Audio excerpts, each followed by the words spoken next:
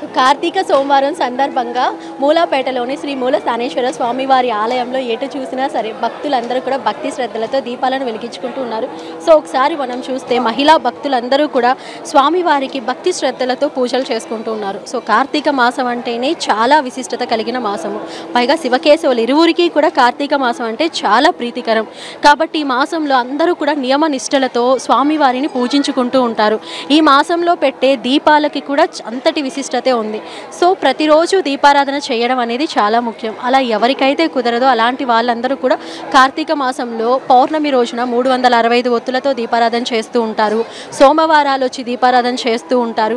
అలాగే కార్తీక మాసంలో ప్రతిరోజు కూడా శివాలయంలో స్వామివారిని దర్శించుకోవడము, స్వామివారి నామస్మరణే చాలా పుణ్య ఫలితాన్ని ఇస్తుంది. అలాగే కుదిరిన భక్తులందరూ కూడా నదీ స్నానాలు చేయడము, సముద్ర స్నానం చేయడము, భక్తి శ్రద్ధలతో స్వామివారికి అభిషేకాలు చేయడము, పూజించుకోవడము ఇలాంటివన్నీ కూడా చేస్తుంటారు. సో కార్తీక మాసంలో మనం చేసే దానాలు కూడా చాలా ఫలితాన్ని ఇస్తాయి.